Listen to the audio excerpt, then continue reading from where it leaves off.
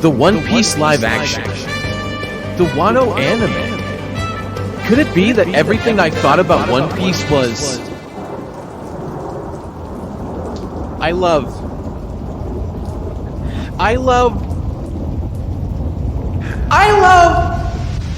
Nika! I'm awakening! I feel my awakening happening! My Yeru Yeru no Mi is being revealed to actually have been Kono the entire time! It wasn't what was set up for 10 billion chapters!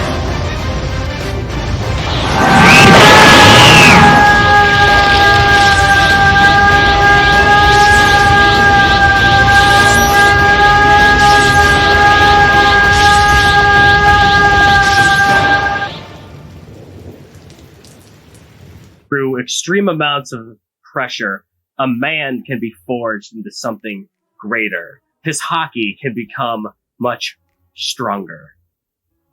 And I feel like a lot of what we've been dealing with in One Piece lately has forged us both as people and even forged this story to become much stronger.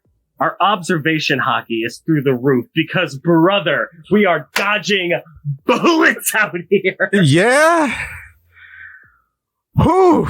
Well. Oh my goodness gracious.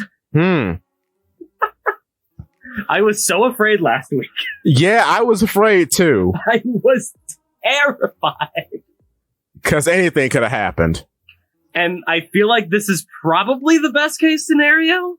Yeah. It makes the most sense, at least. Yeah. Also, shout out to my computer and OBS for a terrible startup. We're keeping this in the show, but we're moving forward. Thank you for not recording for the first 5 seconds. You hack, OBS. You hack. That was a beautiful speech, Zakk. Look what you've done. Immaculate. Ah! Okay, keep going.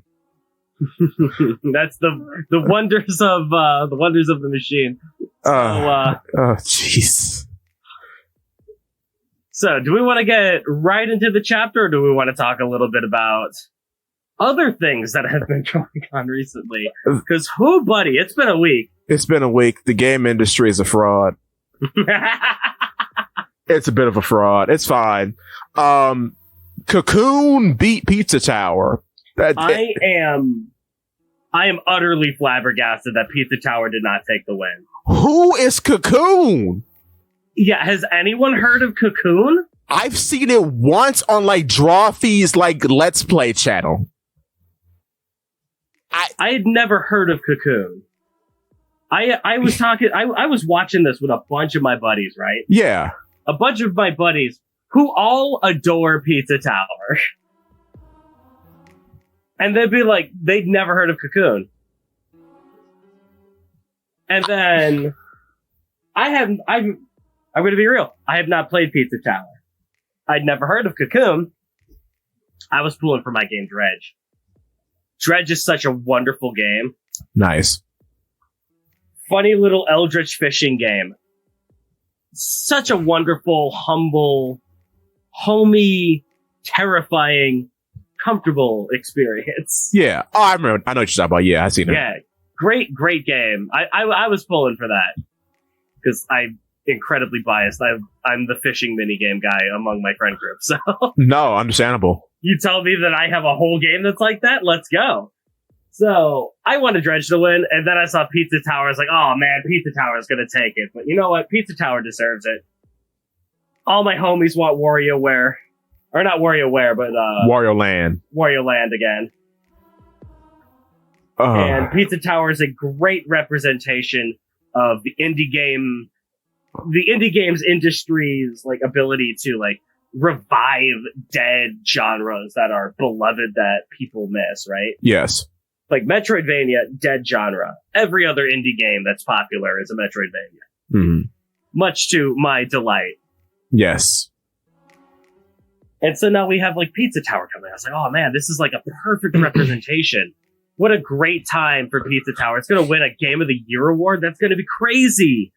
And then it lost to whatever this Cocoon game is. I was like, who? I'm learning, and this started early with me, all the way back on the PS3. Mm-hmm. I am not a fan of artsy games. Yeah. I like purpose. I like to go out. I like exploring. Even if it's like a life sim thing like Animal Crossing, at least I can make my own objectives, things I want to do. I can't stand living in an art piece. I can't stand point and click. Yeah. Because to me, that's not a video game. This is an interactive movie. It's like Phantasmagoria, Puzzle of Flesh. It's like Harvester, which are fine games. They're fine. But they aren't the same type of video game as your Zelda, your Mario, your Pizza Tower, your Metroid, your Castlevania. It doesn't hit the same buttons to me. I mean, if it's an interactive art piece, I would put that under the vein of it, but yeah. But because theoretically, obviously I have a very different kind of, I guess, just headspace when it comes down to video games. That's fair. Because I run an arcade. Right. So I see games that I how do I explain this? One of my favorite games is Space Ace. True. Okay, yeah. Space Ace is literally an interactive movie. That is true. Okay, I get you. But then, like, maybe now I'm being old biased. Because I like Dragon's Lair. Well, yeah. But there's, like, a difference to it. Like, each game is going to be different. It's going to hit different... Like, that's the wonderful thing about games, is that each game is for different people. Yeah. There's no universal game. Right. Everybody likes. Except Ocarina of Time. Which is objectively correct. That game rules. Yeah, it is pretty good. It's pretty based. It hasn't exactly held up for a generation trying to play it for the first time now, but nah, it's based. Nah. It was great because we'd never seen a cinematic game like that before. Exactly. It was The Last of Us back then. Without having... Well, I guess technically it did have a sequel that completely flew in the face of the original that people didn't like. But Majora's Mask is kind of dank and based. Like maybe Last of Us 2 will turn out the same way. Okay. Maybe it'll be looked upon fondly over time. I don't know. Especially the some of the scenes in it, which are not gross or weird at all. Maybe it'll be viewed better over time, but I feel like we would need like a Last of Us 3 that's like a Joel game exclusively or something like that. Like, we would have to find a way to like undo what happened to Joel. Yeah. To make that game okay. Because the reason why Majora's Mask is considered really good right now is because there's other Zelda games. Right. That wasn't the end. And now we can look at that and be like, well, yeah, this isn't the only game that we have to play, and now we can view it for what it is instead of what we wanted it to be. Same thing with like Twilight Princess. Great game. Not what people wanted. Wind Waker. Arguably the best Zelda. Basically, yeah. Absolutely trashed when it first came out. Oh yeah, no, everyone hated it. Hated that game. Everyone hated it, yes. But then we got Twilight Princess, which was more along the lines of people wanted, which was Ocarina of Time 2. Right. And then they went, oh wait, yeah, Wind Waker was actually a good game. Oops. Oops, indeed. And then we got Skyward Sword, and that blows. Skyward Sword. I want to love Skyward Sword, but man, it's rough. It is rough. Man, the Wii just didn't have a Zelda, did it? Because its own Zelda sucked. Because the what was it? Twilight Princess is not the Wii Zelda. It's the GameCube Zelda. It's second Zelda. I mean, it was in between. It was the GameCube and the Wii's. Yeah, kind of like how Breath of the Wild is both the Wii U and the Switches. Yeah, but more people associate with the Switch because Wii U. Yeah. Hey, wait a minute. Wii U is all right. Yeah, Wii U is a great console. I agree. Try telling Nintendo that. Oh, now I'm sad. Yeah, I love my Wii U. I thought that was a great idea for a console. Yeah. Because I was like, dude, you're telling me I could have a 3DS, basically? Yeah. Except it's on my TV? That's sick. It is sick. That's awesome. Big, giant gamepad. It's fun to... It felt comfortable to hold. I don't care what people say. Hey, it was fine. It was a good controller. It was sturdy as hell, too. Indeed. It wasn't these flimsy Switch controllers that break in a moment. Also meant for the smallest of people. Mm-hmm. And not when you have large man mittens. Which is why I got a Pro Controller, because that's ridiculous. Yeah, just give Nintendo $70 more so that you're capable of playing their games. Oh, Lord. Thanks, Nintendo. Thanks, Nintendo. Thanks. Things have really gone well since Iwata passed. Oh. R.I.P. Iwata. God rest his soul. God, I miss him. He was based and red-pilled. Man, I miss Iwata. Programmed all of Pokemon Stadium. What a legend. Anyway. Yeah. The man single-handedly made Pokemon Gold and Silver work. Yeah, he saved Game Freak. And we need him now more than ever. I was about to say, could you imagine a Gold and Silver without Kanto in it? I can. Well, no, I can. It's called Ruby and Sapphire. I guess, but Ruby and Sapphire are good, though. Yeah, yeah. Johto by itself... It's crazy. Johto by itself is fine. But it's not, like, the greatest sequel ever developed. No. Speaking of the greatest sequel ever developed... Oh? Is Alan Wake that good? No, it's not. People capping. That's best art. What was it? Best art direction or something? Brother, are you high? Liza P was on that list. Like, Liza P is right. That's why I was like, Liza P, Mario Wonder, and Zelda all in a row next to each other. Alan Wake. Liza P is actually based. Oh my days. Liza P, from what I've not played it. From what I've seen of it, horrid game. Pretty bad. But it looks incredible. It looks great. I don't know how any of these weapons work. Northern Lion was playing it a whole bunch, but it looks cool. I like his blue coat. I like the King of Puppets. He was cool. You fight Frankenstein. He's cool.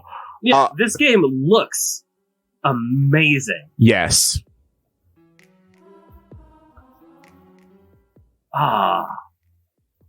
It's cool. I'm looking at it right now. It's very cool. Oh my god. I need to play this game right now. Also, Mario Wonder is the best looking 2D Mario that has existed in years. I have it. Yeah. Dude, I am shocked about Mario Wonder. In general. It's immaculate. Yeah. Everyone who has played it adores it. I play Daisy because you could play as Daisy.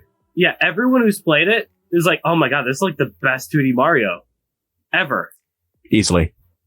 But it came out with no fanfare. How? How? How did I hear about the Mario movie? But Mario Wonder didn't do anything. For anyone. It's wild. It is. Because Elephant Mario might be the best power-up in a Mario game. Really? I love him. What does he do? What he does is he does his trunk attack, and it's vertical, so things coming down on you, you can hoist them back up, like Spinies and stuff. Mm-hmm. And then you can knock the Spiny back into the Lakitu, and then right on the Lakitu's cloud. And then if there's water around, you drink the water up in your trunk, and then you can water random flowers and get secrets. That's cool. I love them. I was about to say, that's awesome. That's nice. Oh, I love Lies them. of P looks awesome. It does. How did this game not win Best Art Direction? This looks immaculate. Because Alan Wake. It's like Alan Wake won that. It won Best Soundtrack. It won Best Sound Direction. Breath of the Wild exists. No, Tears of the Kingdom exists. That's crazy. Does Tears of the Kingdom have a good soundtrack? Yeah. It's Zelda. Well, Breath of the Wild was Breath of the Wild. Well, Is it the same as Breath of the Wild? that's a good question. Because Breath of the Wild had, like, a good song. It did not have a good soundtrack. You may have had me. Hold on. No, you may. Sound direction was pretty good. Yeah. Sound direction for for Tears of the Kingdom is good because all the sound cues and stuff. Because that's we're going. There's two different awards for it, is why I'm asking. Because you have soundtrack and then you have, like, audio direction. Yeah. So that's like general audio. And I don't think Alan Wake won it. I think some other game won it. Probably Baldur's Gate. No, I don't think it was Baldur's Gate. Oh, no, Hi-Fi Rush won it. Hi-Fi Rush. Well deserved. No, well deserved. Yeah. Because that's all that game is. Yeah. So that makes sense. It's Jet Set Radio, except not. Of course, that's going to win audio awards. Also, Jet Set Radio's coming back. Mm. And Crazy Taxi. And Golden Axe. That Sega announcement was crazy. Sega's back, baby. Oh my days. Like, they're just like, is this just like a release? Is this like a collection? They didn't remaking them? Are they remastering them? Like, what's going on with it? They didn't say. They didn't say nothing. I'm excited for whatever. Also, I'm glad that the Trials of Mana remake did well enough for them to make a new Mana game. That's cool. Thank you, Square Enix. I've been waiting for so long for a new Mana game. That's cool. It's cool. Also, Capcom, what's it called? Monster Hunter Wilds. Monster Hunter? Yeah. Looking good. Not sure how I feel about it. Fair? Because I'm going to have to... I guess the idea for Monster Hunter is that a true open world Monster Hunter game, I'm not entirely sure that's going to work very well. It sounds like a bad idea. Because Monster Hunter is like almost like steeped in this general like mission based gameplay loop, right? Yeah. And that's the whole point of it, is like you're given a mission to go out and hunt a thing. And then you return back to camp. Yeah. So if you have a true open world experience in a Monster Hunter game, then it's going to be, you go to camp, you get a general mission to go out and hunt this monster. Then you have to fast travel over to the place that the general world zone that the monster's in. Go out, hunt the monster, and then physically return. Which means that nothing will change, except it's going to be just a little bit extra... Just a little bit of extra, inconvenience. That's weird. Because you're just putting extra steps into it. Because Monster Hunter World is already basically an open world game. Right, yeah. Except it's just zone-based. Yeah. As all great games are. Banjo-Kazooie had it right. Everyone should keep doing that.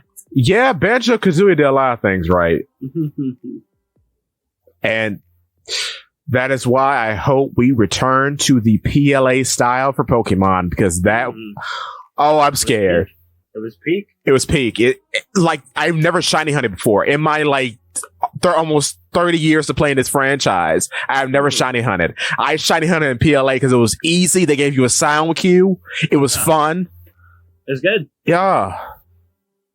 I was so mad.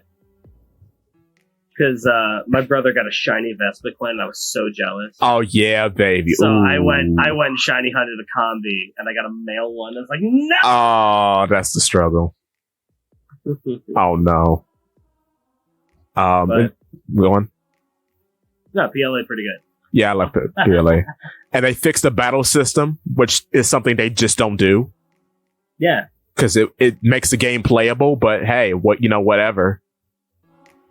I guess. Let special attackers run rampant, I guess. Who cares? Because that's what Frostbite did. It made it so special attackers get the same treatment that physical attackers do with Burn. And that was the... But it's also still crazy, though. Because despite Burn existing and Frostbite not existing, all the most powerful Pokemon are still physical attackers. Well, not quite. In competitive. Because... In competitive. Well, it's a two-way street, because you have on one side of the aisle Annihilate. So you are correct. Yeah. But on the other side of the aisle, you have that funny goldfish. Yeah, but the biggest threat that we have right now is Goldango.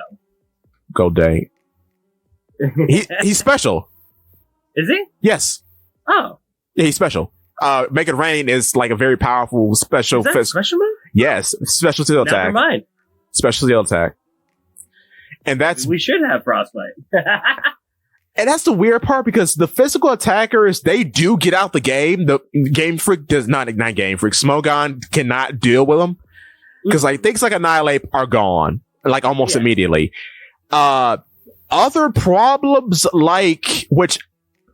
Houndstone was a problem. Houndstone was a problem. Houndstone was ridiculous. Houndstone's a problem. Chen Pao was a problem.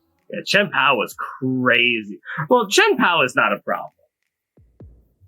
Well, he's not. You get one Pokemon with Mach Punch, Chen Pao is done. They don't see it that way, though, which is... Yeah, like, Chen Pao should be a staple.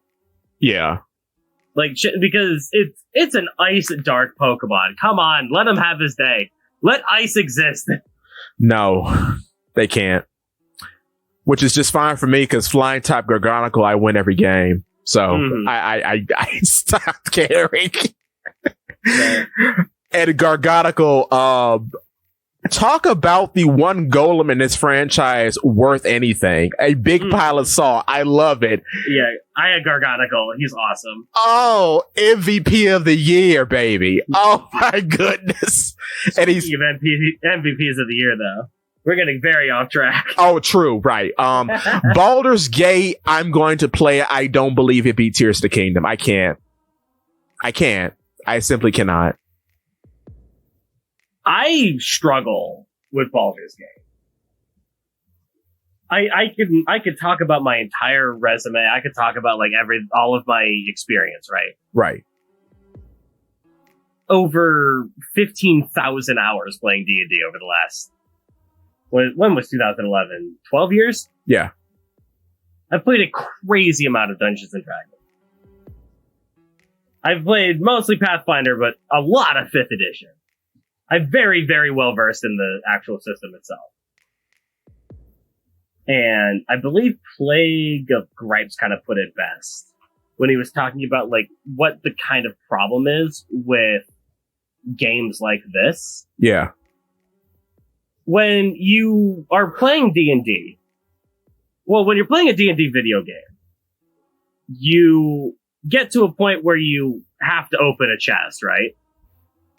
And, well, how are you going to open this chest? Well, there's no key. So the only way that you can really open this chest is to have thieves' tools and to use a lock-picking check.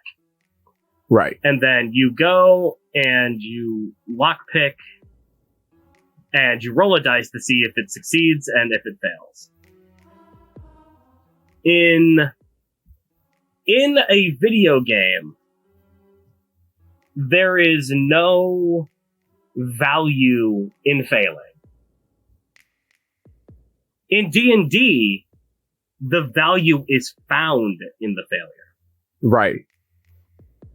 Because, like, in a video game, you fail, what's going to happen? Well, you're just going to reload the save and you're going to keep trying until you succeed. Because if you fail, that's the end of the encounter. Yeah. You could either open the chest or you don't open the chest. That's it. Binary option. In D&D, if you're playing it, you get the freedom to say, oh, we failed. And you could pick up the chest and take it with you. Yeah. You could even give it... You can even give it cat ears and call it Chestina. And by the end of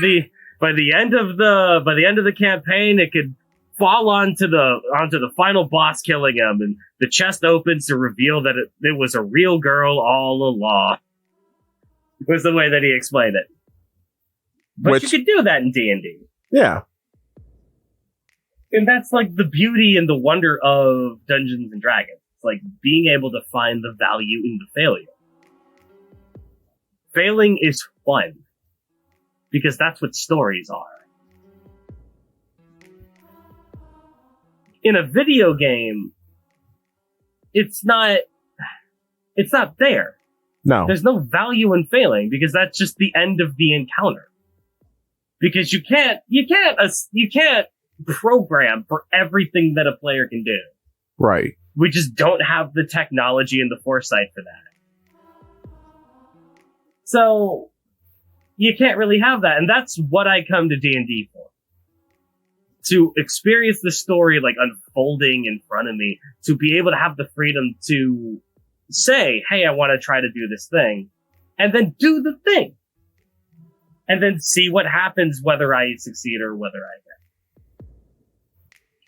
Whereas a D&D video game is just XCOM with a fantasy skin over it. A very ugly fantasy skin at that.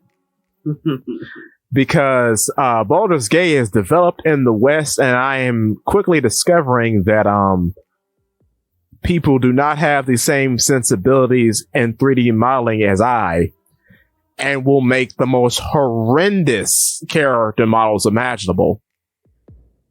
The actual character creator is kind of bad. Yes. They made like 8 faces, and that's what you get to choose from in total. It's like, But much like in world-renowned video game Cyberpunk 2077, you can pick out how your meat and 2 veg looks. That's great. Yeah, I'm so glad that they decided that. I don't care. I don't care at all. I don't care about having a customizable dong. That's not what... This isn't Fatal. I'm not playing Fatal. Or Postal, for that. Yeah, like that's not... That's... Can I cast spells with it? No, what's the point? Yeah, like it's a funny thing. Yeah. It's a very funny thing to post on a video game news outlet that says, hey, you can customize these things. Whoa. But, can I customize my face and make a Dark Souls abomination? No? Then why do I care? And then in the year of our Lord in which Dark Souls and Elden Ring exists, and Legend of Zelda for that, I guess, reason, like if I want a like fantasy romp, why would I pick this when I can do all these other ones which are much more engaging? Well, Baldur's Gate 3, from what I have been told, I've played a little bit. I've not gotten far. I keep trying to play it, but I've not gotten very far. As I keep talking, I'm actually going to look up my Steam and see how many hours I put into this game. But from what I've heard, is that for a video game, it does have a crazy, an absolute insane amount of things that you can do in it. Okay. There's a lot of different options, a lot of different paths that you can take, a lot of different things that you can do. It almost feels like you have that freedom. And in the 10.2 hours that I put into the game, there's just that there's this little thought just eating at the back of my mind, just knowing that I don't really have that. Also, I don't like controlling an entire party at once. I like controlling one character in combat. Thank you. Oh, what? It's the whole party. Yeah, you control the whole party. Like you tell them where to go and... Yeah. You control 6 characters at once. Or I guess 4 characters at once. Oh. And because it's fantasy XCOM. Oh, like it's... Okay, yeah. Yeah. I get it, okay. This ain't like Baldur's Gate 2, where you have to control 6 characters at once in real time. Okay. Because that was a nightmare. A glorious, beautiful nightmare, but a nightmare nonetheless. I was uninitiated. Okay, I'm up to speed. Yeah. Like, granted, I'm glad Baldur's Gate is doing well, because I like Larian Studios, and I like seeing this genre of the CRPG do well. That being said, I don't know. I just can't get into it. Maybe Alan Wake is that good. I refuse. I simply refuse to believe that. I know Spider-Man isn't, but, you know. Yeah, Spider-Man got mollywopped. Good. Spider-Man and Nintendo got completely mollywopped. Sad. Good Lord. Sad for Nintendo because they did deserve that. Spider-Man, I played the first one on the PS4.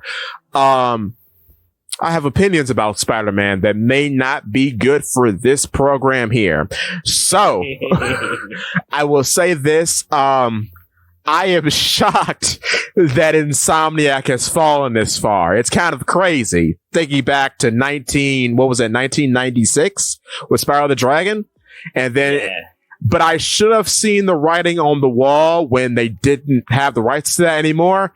And they started to develop Ratchet and Clank. Oh my God. Wow. Ratchet and Clank. And Ratchet and Clank, as a person who has played it for many years, it ain't what it used to be. Oh. It got stale real quick. And like I said, once you discover that this is just Banjo and Kazooie with guns, things start to dampen your worldview a little bit. Because they just... honest, Banjo and Kazooie with guns sounds pretty fun, though. I mean, it does, but... but like... when you think about it. When you think about it, yeah. But then you spend like 10 years with the same guns that don't do anything. And then, I mean, I'm sorry, but a bird shooting eggs out of its mouth is infinitely more funny than turning a random alien into a pig for the 400th time. I can't. Okay, but it's fine. Whatever. Yeah. The point is that Spider-Man sucks. I own Spider-Man for the PS4. The first one that they made. Yeah. And I think it's fine. Yeah. But I don't like it. It's very fine. I stopped playing it. Yeah, like, I didn't get... That's another game. I think it's alright. There's something about it I don't like. I am a man who was born in 1993. I am 30 years old. I am old, decrepit. I see my bones turning to dust day by day. And I have been absolutely and incredibly spoiled on Spider-Man games. Yeah. Spider-Man games have been so incredible for so long. Which is why they need a time to be bad. Yeah. Well, Spider-Man games have always been hit or miss. That's fair. Like, in, like, Spider-Man the movie, the video game. I played a lot of that game. It was schlock. It was kind of bad. It was pretty bad. Spider-Man 2, the movie, the video game. Greatest video game ever produced by man's hands. True. Actual goated masterpiece. Pizza time. Ultimate Spider-Man, incredible game. True, yeah, GameCube, remember that. Web of Shadows, alright game. Shattered Dimensions, oh god. Is that not the Noir one? Yeah, no. Oh. Shattered Dimensions, I'm pretty sure Shattered Dimensions, you know there's a meme of Spider-Man like walking through a city and there's like chaos and like robots falling from the sky. And it's just Spider-Man like walking sadly through this like chaotic battlefield. Oh yeah. Sad. I think that's from Shattered Dimensions. Oh. And it was just like, it was to the point where like people had realized that there was a Spider-Man formula, and it was the game that relied on the formula too long. And we went, we're bored of this, so we're not playing it anymore. Ah, jeez. Well. But then Spider-Man died for a little while. And then we have Spider-Man PS4. And everyone's like, oh man, it makes you really feel like Spider-Man. I was like, oh man, that sounds awesome.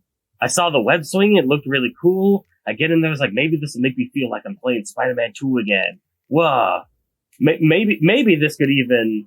Maybe it might even, if even but for a moment, rival the greatest Spider-Man game ever made, Spider-Man PSX. And I played it, and I went, and that was the end of that. That's the end of my Spider-Man journey. Yeah, I feel like my biggest problem with the Spider-Man on the PS4, I hate the soundtrack. Fair. Oh my god. How many times, like, I just want to swing through the city and feel cool, swing around, have fun, stop crime in the streets. Right. How many times do I have to hear, da, da, da, da, da? It's like, this is the most generic superhero song I've heard. It's like, it's trying really hard to be a Marvel movie in a post-Endgame world when I'm playing this game. And that's the problem. I cannot wait for Insomniac to ruin Wolverine. I don't know. Wolverine's going to be rated M, right? Maybe. I'm not sure. I have faith. I don't know what rated M means anymore. That's true. If we're being real, do you know who I give the reins to Wolverine? Oh. Koei Tecmo. Yes. Dynasty Warriors guys. Yes. Ninja Gaiden. Yes.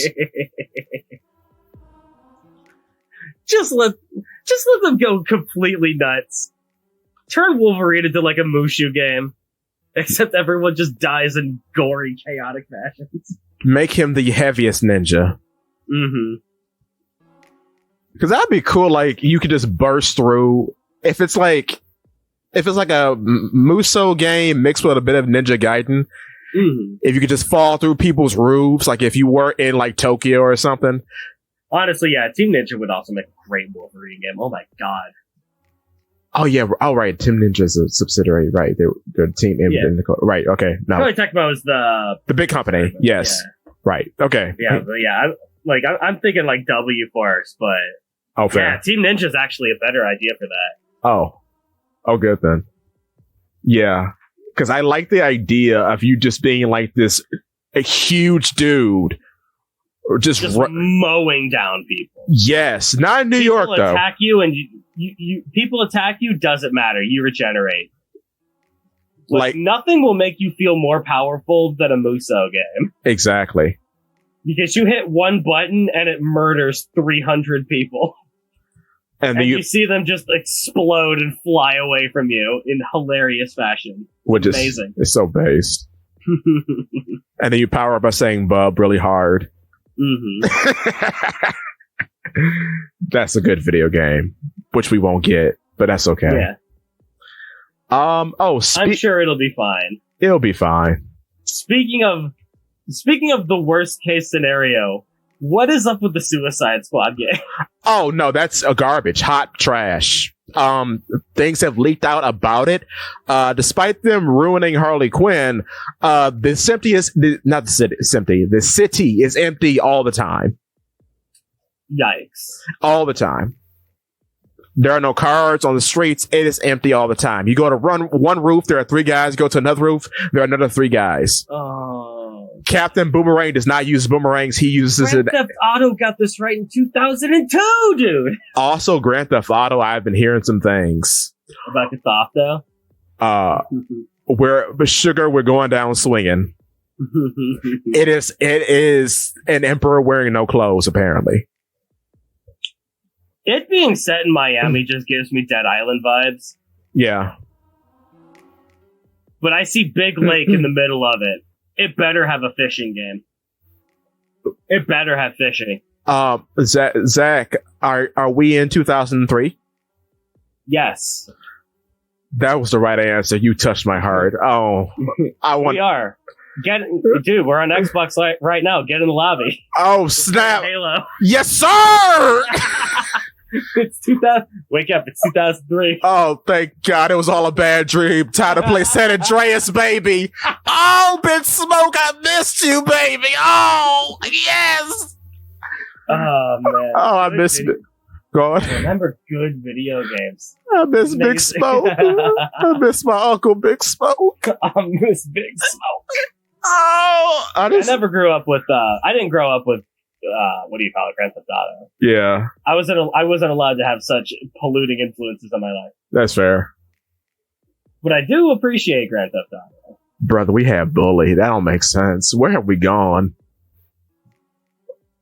Like, we live in a world where Bully was actually kind of good. Bully was kind of goated. That makes sense. Oh. Okay. But GTA 6. Nah.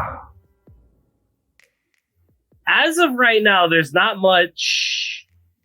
I don't know. There's not much about it. Like, Grand Theft Auto 5 just felt like such a swan song for the series. Yeah. Like, how are you going to beat that? You're not. You're not. It's the perfect synthesis of what the genre can do. They even did the Bigfoot joke. It's all over. Mm-hmm. They pulled out everything. And they did the Bigfoot and the Wolfman joke, because it was a Wolfman joke, apparently. Ah, jeez. So they pulled out both. Where are we now? Okay, we'll see. Is this the Nika-ish timeline that I was promised? It's kind of looking like it. Oh, Lord. Cathopto. I mean, I'm sure that I'll end up getting it, because all my friends will get it when online comes out, and then we'll have fun. Bank heist in Miami. Yeah.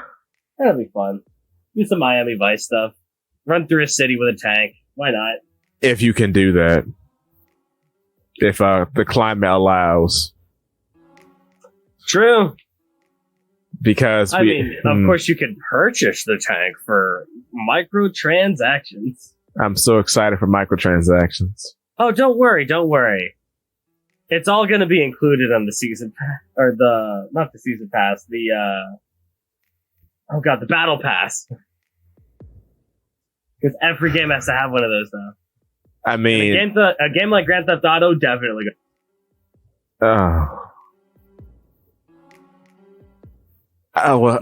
Might be good for Grand Theft Auto though, because they have all these different like mini games and subsystems.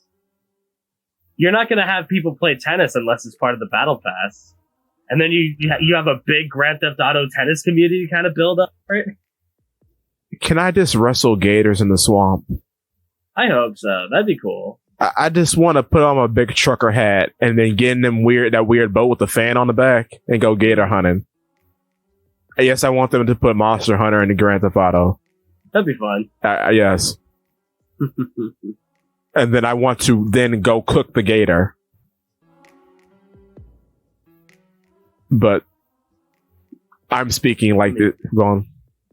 I've already seen the ultimate version of what Grand Theft Auto could. Yeah. Grand Theft Auto 5 was great. Grand Theft Auto had like custom matches and stuff like that. There's an Achievement Hunter video back when Achievement Hunter was great. Yeah. They were playing Grand Theft Auto 5. Yeah. And they had a game mode where you got unlimited jet engines. You just got unlimited planes. You could respawn in a plane and keep going, right? Oh. And the idea is that you have one team on bikes, and you have one team trying to kamikaze the other team before they could get through the city on a bicycle. That's good stuff. And it is the greatest thing I've ever seen in my entire life. It's so amazing to see these people on bicycles while just planes are raining from the sky, crashing violently against the city streets. It's awesome. I love that. I have never played Grand Theft Auto 5, but I did play 4. 5 is pretty good. I've heard good things about 5. 5's online is pretty good. I've played a few of the... I haven't done it all, but I've played a few of the... what do you call it? The bank heists. Yeah. Bank heists are really fun. I have this one story about... we were doing one of the heists, right? Yeah. And we got to the very end of it. We had been doing this heist for like 3 hours. And it finally got to the point where everything finally lined up. And all we had to do was take a plane out, avoid detection. We did it. We got out. All we have to do is get out of the plane and get to the rendezvous. We were doing some like special thing, some special like challenge run, I guess you could call it. Yeah. Where if anyone on the team dies, that's it. That's the end of it. So we get to the very end. 3 hours of work between all 5 of us. Everything finally clicked together. Everything went well. All we have to do is stand together on the beach. And I end up missing the rendezvous, and I parachute a little bit further away. And I was like, all right, I'll just run back. It'll be fine. Yeah. So I start running back, and I look down, and there's like this little cliffside drop off, right? Yeah. With sand at the bottom. And in my head, I'm like, oh yeah, I can just drop down. The sand will break my fall. I drop down, and I just beef it, and I die. No! And we had to restart the entire heist over again. Oh no. No! That's funny. So they just see me going, it's the end of this heist. We had done everything perfectly, dude. Dang.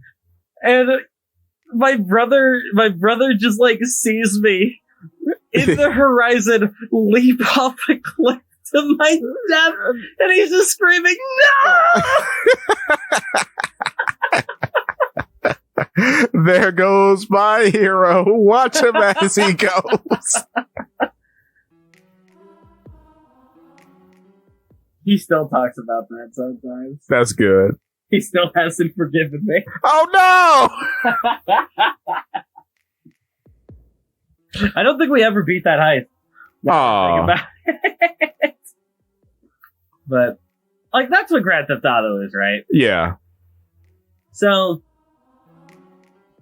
I don't doubt that Grand Theft Auto 6 is going to have. It's going to have that kind of special feeling to it, because it's still the same thing, right? It's just a different city to take your Gothofto roleplay into. I can only hope that it remains in the same spirit as entries past. Mm-hmm. Because things that have been going on outside of the sphere of gaming have made me unsure about how anything is going to go anymore for anything. Mm-hmm. The only constant in the sphere of gaming has been Nintendo, and even they falter from time to time. So I don't know. I don't know. In Pokemon, I do not trust. But anyway, yes. If you can, in terms of like how everything shook up this year, Yeah. you could pop one game of the year. Do you give it to Tears of the Kingdom? Yes. Is that your game of the year, or is it Pikmin? That oof. And now you've hit me with that TJ combo 1-2. Yeah, this ain't the player's choice. This is the Poly's choice.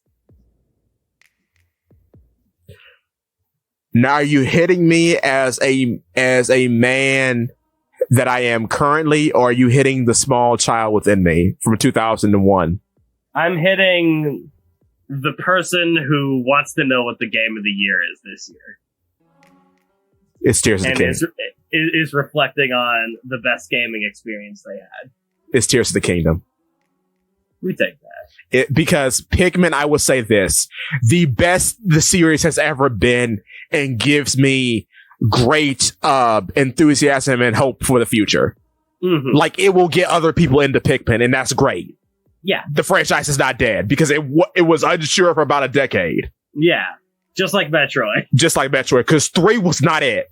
I have reflected long and hard about this. We'll probably do another Pikmin episode because the other one is kind of terrible. Because I just yell for an hour. We'll do the other Pikmin episode after I play them all. That's good. I like that. We'll put a raid check on that. I'll start working on that. Okay. Because 2 is great, 1 is good, 3 is booty cheeks. It makes me afraid for the franchise before it brought it right back.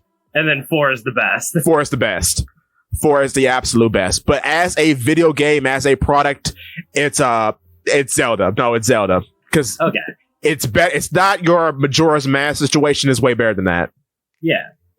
It's a game that actually improves on the last one. Exactly. Instead tenfold. Of taking it into its own stranger direction.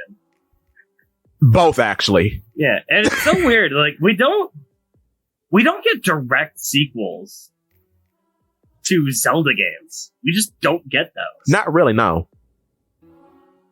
So this is like a wild thing that's happening. Indeed, yeah, it is. But I guess Breath of the Wild was just that instrumental, I guess. Breath of the Wild was like game of the year everywhere. Breath of the Wild inspired culture. Yeah. Breath of the Wild was it. It may get you an impact, even though they deny that, but yeah. I mean, how could you deny that? Genshin Impact just is Breath of the Wild, except anime. Yeah.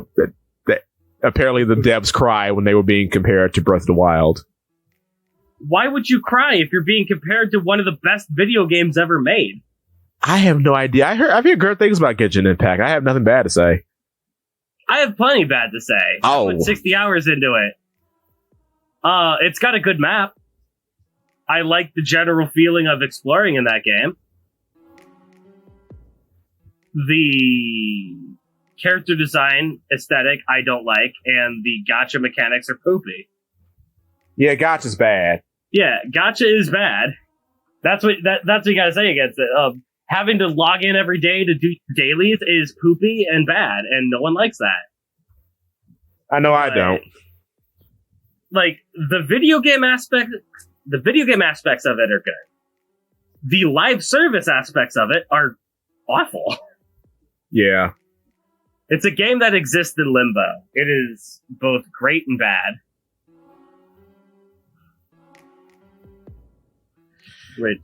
Which I forget. Did Genshin Impact win Best Ongoing Game? No, that was Cyberpunk 2077. I hear Cyberpunk deserves it. I hear Cyberpunk is like incredible right now. I am not going to reinstall it. Neither am I. Because it was up to a terabyte of space. Yeah, that's about right. Nah, dog. I love Idris Elba, but big bro, I ain't putting you in my computer. I'm sorry. I'll stick with Final Fantasy 14 as my great chunk of space. And I will stick to the 100 billion videos that I make daily as mine. We'll take that, yeah. Yeah. Also, is Final Fantasy 16 any good? Have you played it? I've not played it. I don't have a PS5. I'm waiting for it to come out on PC. It has to come on PC yet. Oh, I thought it had. It's PS5 exclusive for probably a year. Ew. Big PlayStation money going into that. Okay, that's lame and unfortunate, but whatever. Yucky I'm poopy. glad it won Best Soundtrack. I'm so glad it won Best Soundtrack. Deserved.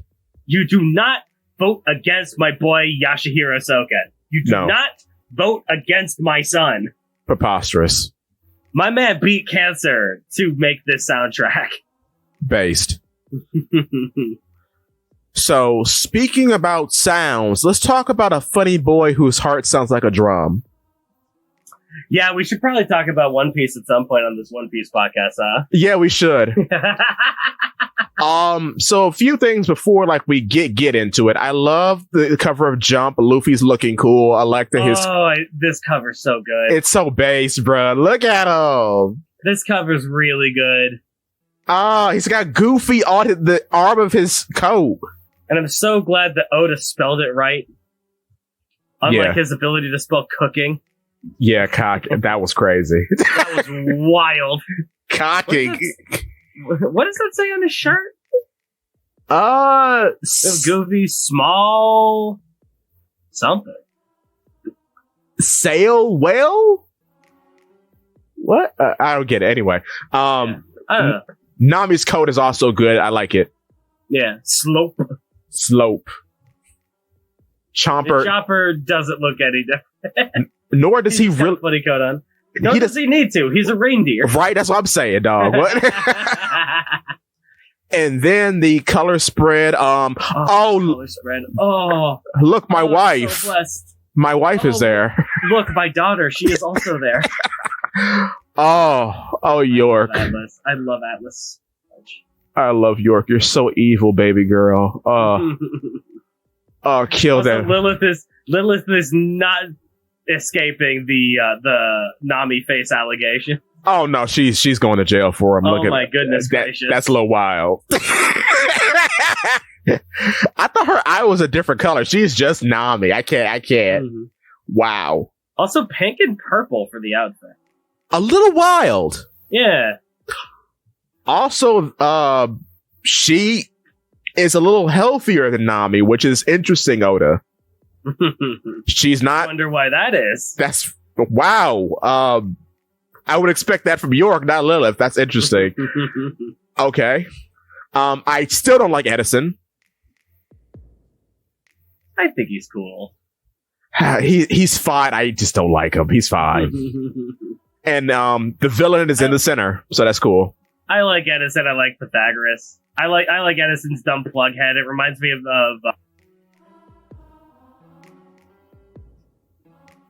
of what now?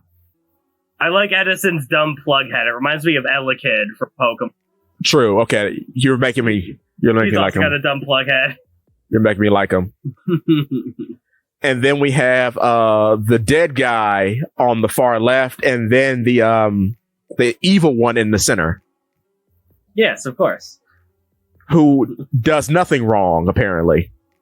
Hey, Vega Force 1 is a great... Anyway. Oh, you. But, yeah, Gum no Battle Axe.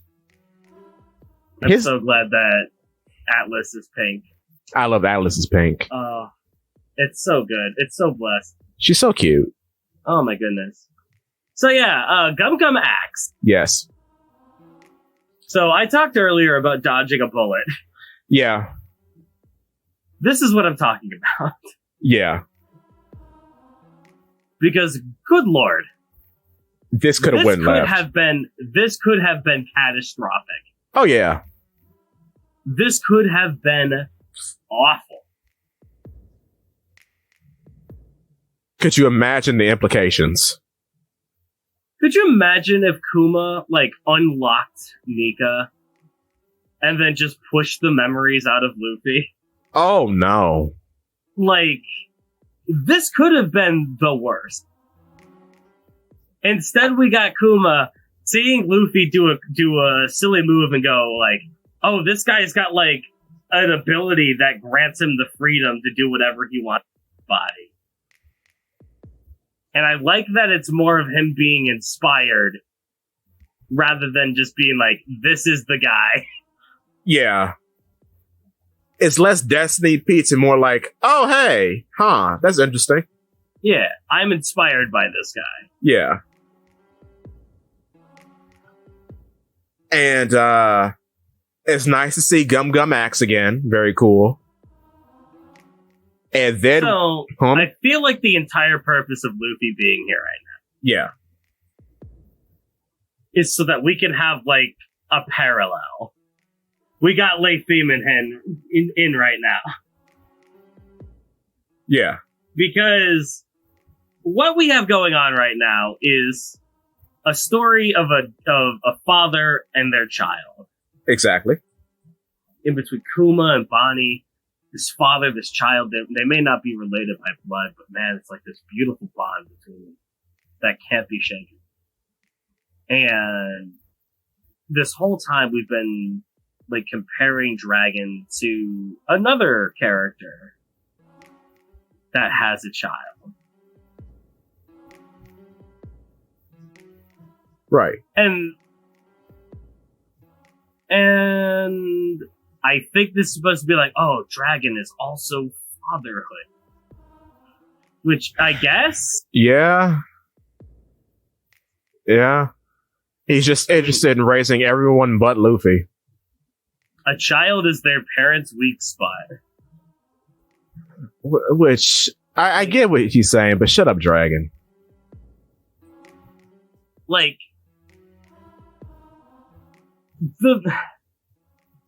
outside of this flashback, all we've ever known about Dragon is that he showed up at East Blue. Yeah. He got Smoker off of Luffy. And he went, you get one, kid. Basically, yes. And that was it. This is not like the kind of guy that's like, hey, I'm a very warm and loving father child. Exactly. Matter of fact, he's like, I'm more so down with children who are down with my cause, like Sabo and Koala. Yeah. And I'm not sure if this makes Dragon better or worse. Oh, for what we see later on in the chapter, he gets worse. And this right here... It just astounds me that everything we see from this guy... I'm so tired of complaining about it. Yeah. But every chapter, it keeps getting worse. Every scene. Every scene. Like, we waited for 20 years, man. We waited for like 22 years to see what was up with Dragon. Exactly. And now we're finally getting him, and it's like, man. Oh dear. This is not what I expected nor wanted, I guess. Yeah. It's not even like a subversion or anything. He just sucks. He's poorly written. And poorly executed in a lot of points of contention. Yeah. Because I understand maybe... here's the part I'm not understanding. Okay, what are the the Revolutionary Army are a army, correct? Theoretically, yeah. Theoretically, yes. Okay. That's what they call themselves. How is it that Blackbeard, fresh off of being a Yonko, still a little bumbling and idiotic,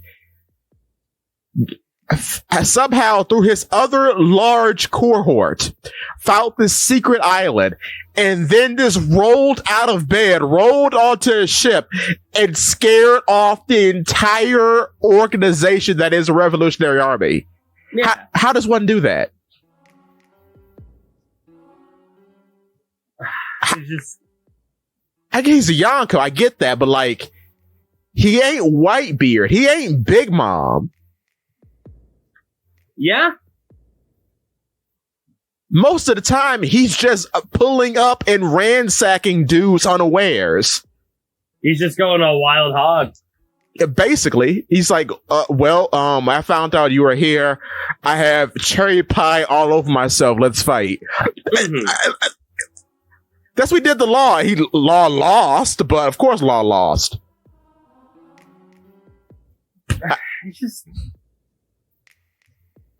I don't even know, man. I don't know. I don't know about this character. What are you? Yeah.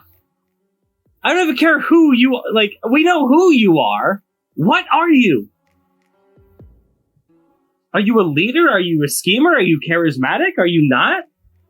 Are you a Fed? Do you have a dream? What is your goal? What is your favorite food? Why don't you eat? Give me... Like, he drinks. Yeah. Beer last week with Kuma. Which... Just give me anything to latch onto this character with. I want anything. Why did you... Here's my thing, too. He's so, like, it is what it is with a lot of these circumstances, but brother, I think you needed even call at a lot of, which we'll talk about a little later. You need some manpower, and leaving even call in prison was not the strategy at all. That was... What is he gonna do? What is he gonna do? Like, we know Mads can fight Magellan. Can Dragon? Can he? We don't know. We don't know. He's the most wanted man in the world. That's crazy, because Caesar Clown can 1v1 Magellan and win. Well, bounty doesn't matter about strength. Yeah, true. Just in He's the most matchup. wanted man in the world because it's, like, hard to find him, I guess. Which... But Blackbeard Burgess found him. Burgess found him. The large man who just rolled onto a ship and followed Sabo just found him. Like, I can't get over that. Like, he can't be that hard to find. You're telling me Kizaru couldn't just, like, immediately find him? Kizaru could be anywhere at once? Yeah. Kizaru could scope out the entire Earth 7 times in a second. Yes. That's how fast light is. Yeah. You're telling me he can't find Dragon? And he can also make shadow clones, or light clones, rather. Yeah. Well, we don't exactly know, like, the limitations of that. That's fair. I'm assuming that they don't all have sentience. I guess... It's more like... I would assume it's more like after images. Yeah, holograms. Yeah. Yeah, that's more like an after image, because that's always been like a trick of the light, right? Yeah, true, yeah. You move so fast that there's an after image because your brain is trying to... What's it called? Your brain is trying to process that you were there. And then you move so fast that your brain gets confused and it still thinks you're there. Hence after image. It's like a trick. Because your eyeballs are still seeing light that isn't there. Yeah. But, like, the world government could find Dragon. Yeah. Dragon was on Tequila Wolf. Yeah. He was there. Smoker saw Dragon. He sure did. The man is not impossible to find. I don't even know where I'm going with it. I mean, well... Because I don't know what to do about this character. I will say this. At least his dragon... that didn't even come out right. At least his ship looks like a dragon. That's cool. Yeah. I like his big Viking ship. But yeah, so Luffy is 16 here, which means Bonnie is not beating the age allegations. Pay out to the believers. Doubters lose. Oda waited 15 years. He let us draw fan art of Bonnie for 15 years before telling us the truth. But the good thing about the age fruit is that everything she does is technically real. So, any fan art of her being 22, she's actually 22. If you're calling me a liar, well, we're going to move on anyway. So, I have irrefutable proof, Your Honor. So, yes. I want to talk about this picture of Luffy. Because I think it looks really bad. Oh, no. Few things.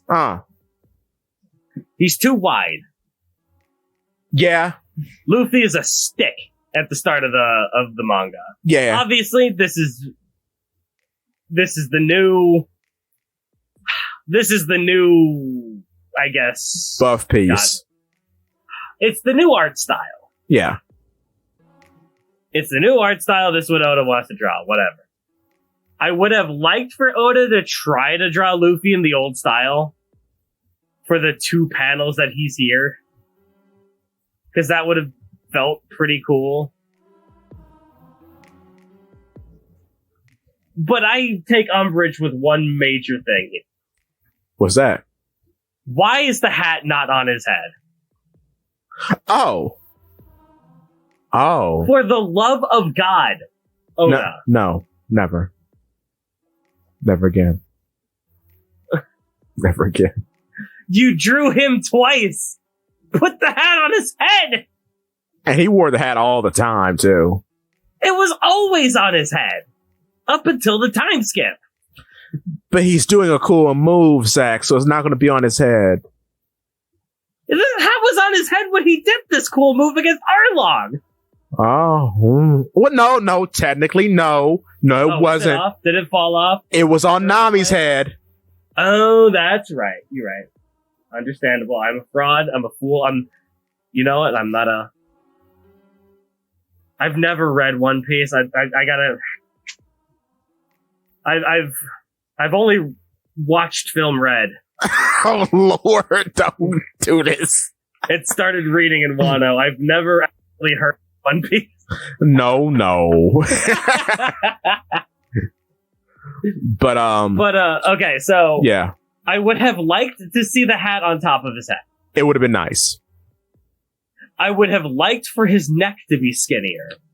Oh, that ain't happening. Because Luffy looks way too wide. Yeah. Why? Because his neck is too thick. It is. He's not a rubber man. He's not a rubber hose cartoon. Like, this is just an anime boy. Yeah. Which is fine. That's the new art style. But then you scroll down, and the panel on the left is Luffy because he shrunk the neck. And that looks like Luffy. Yeah. But in the panel where he's looking to the right at Kuma, the first time that I read this, I went, why is Ace here? That is looking like Ace. I ain't gonna lie to you. That is Ace. That's That's just Ace. That's Ace. Because his neck is too big. His neck is huge. No, yeah, that's true. That's just Ace. That is Ace. But yeah, apparently there is a big beast in the forest, but it's just Kuma, so it's okay. Yeah, whatever. Yeah. There's a large bear in the forest. Yep. I'm so happy that Luffy is going to assemble his crew, and if anyone tries to take his crew away from him, he'll just do gum axe and the problem will be solved. No one will ever accomplish that, ever. No one will ever... Like this...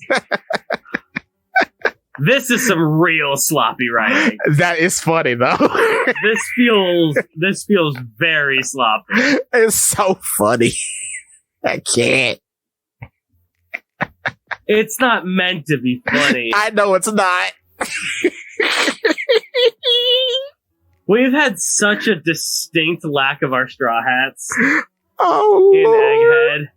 Egghead. This is what Oda has to do to get Monkey D. Luffy in the manga. They gave him a whole page. They almost gave him a full page so that he could explain to an alligator and a tiger, I'm gonna beat up a guy if they try to take my friend. Well, I mean, the tiger could be Zoro, you know. Yeah. I don't know who the that alligator is me.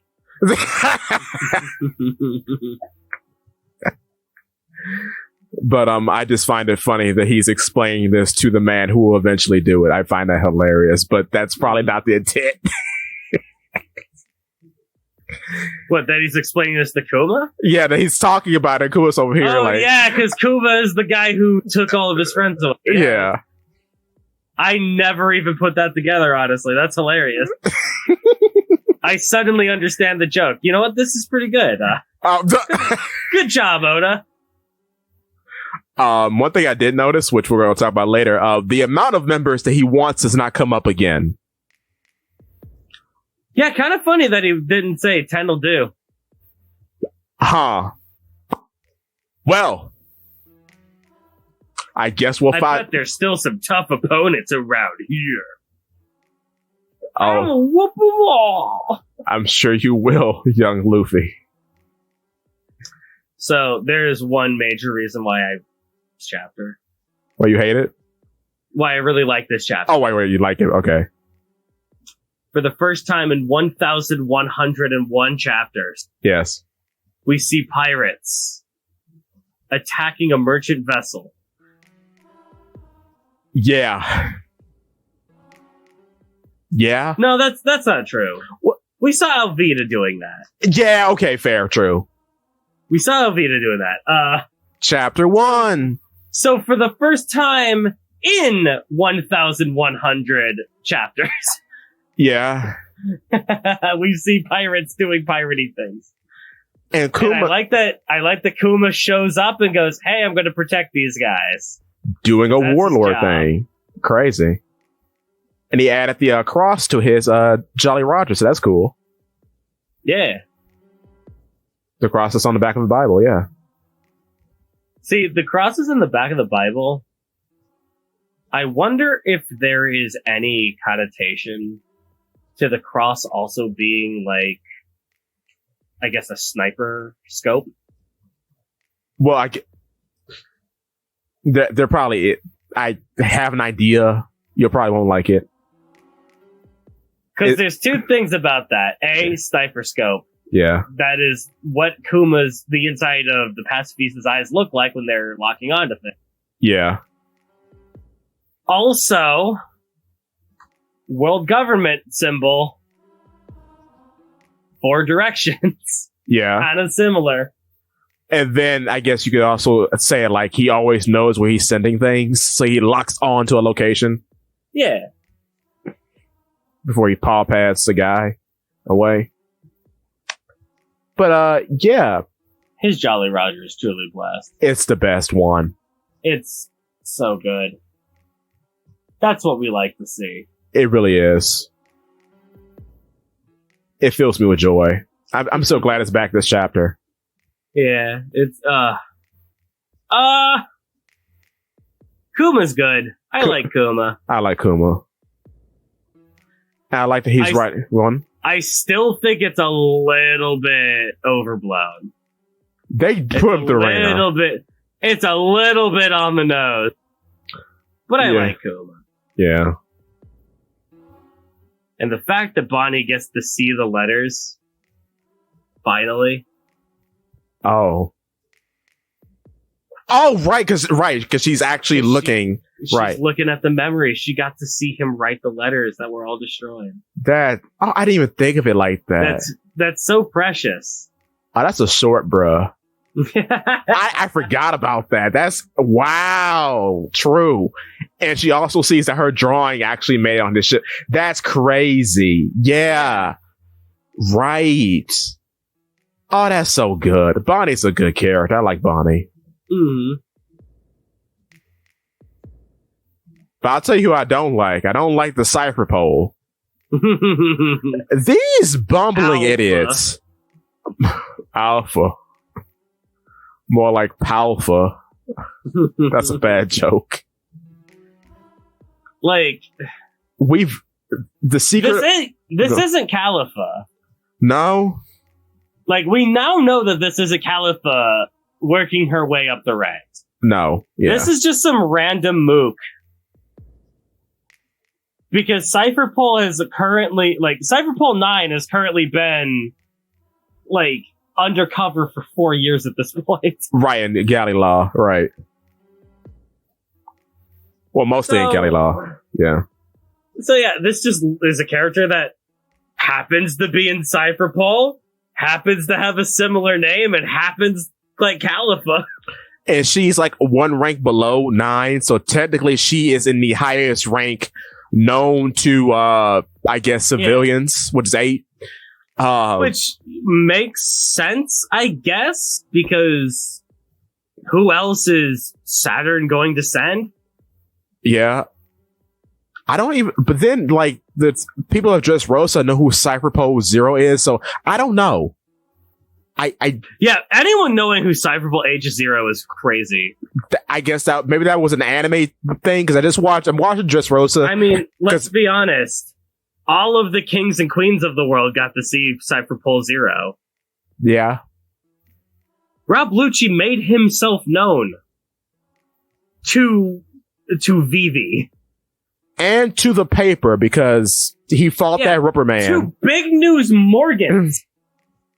Yeah. Big News Morgans knows about Cypher Pole H0. Yeah. Ain't that like the nuttiest thing to think about? Cypher Pole 9 was like not known ever. And then they're like, oh, did you think Cypher Pole 9 was cool? We made this even cooler, better, even more secret Cypher Pole spy agency. And and the newspaper knows about them. That doesn't sit well with me. They didn't last 2 years. And yeah, like you keep saying, Morgus is the most powerful man in the world. If you control information, you control the world. Yeah.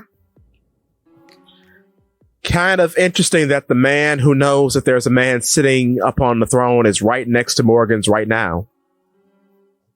This man also happens to have the biggest mouth in the world, so we will see how that pans out. I love that. I love it. Oh my god, I love that. I love it so much. The biggest mouth capable of blabbing. Yes. That's awesome. Which is why I made a video about it. Check it out on Polyp Works. It's subscribe. Subscribe. Also, I love that Alpha ripped all of the letters apart, but just kept all the pieces. She's so evil. She just kept all the pieces. Why? Because throw that away. Because she's evil. Just a big garbage can. She just like kept that over a month. She didn't take out the trash. So not only evil, but lazy too. Terrible.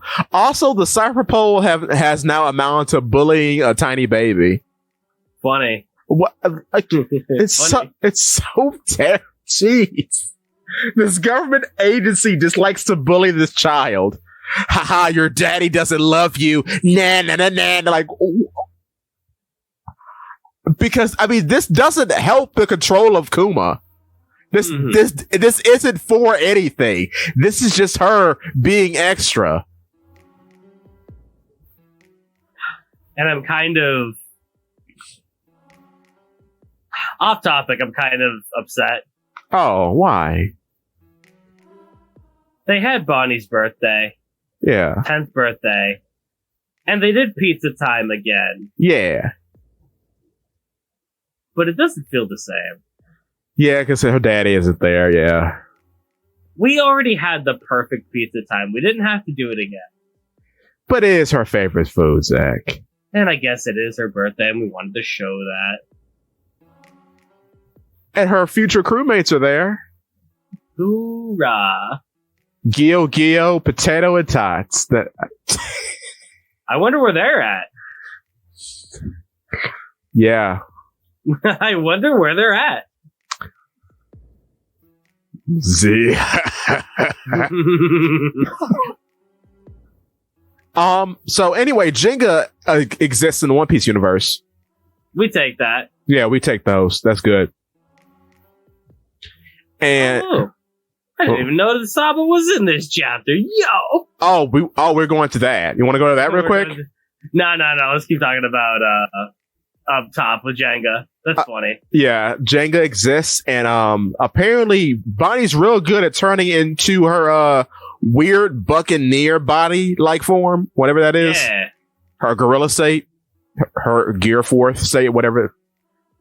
It's wild thinking about just like what this power can do. Yeah. We'll talk about that more later. I like it. It's cool. It's very cool. But Ramune also exists in the One Piece world. I did not know what this was. I looked it up and says, "Oh yeah, I've seen that before." It's a little Japanese soda. Yeah, it's great. They look delicious. I want one. They're pretty good. Oh yeah. Ooh. I've been to anime conventions, saw them all over the place. Oh, that's true. Yeah. Yeah, I've seen them at conventions. That was years ago, though. But yeah, I just saw like the word ramune, and I was like, "Is ramune a brand?" it I is. don't even know. It is. Because I don't know. Is this like my favorite side quest in a video game? The cup noodles quest in Final Fantasy 14 or 15? Is this One Piece going purchase ramune? Purchase ramune. Use it to bully the 10-year-old in your life. Ridiculous. Why is she so evil? Just evil. Because Kuma has to be the best character. He has to be the goodest boy imaginable. True. So everybody that could possibly be against him in any conceivable way has to be a mustache twirling villain. Fair. Yeah, fair.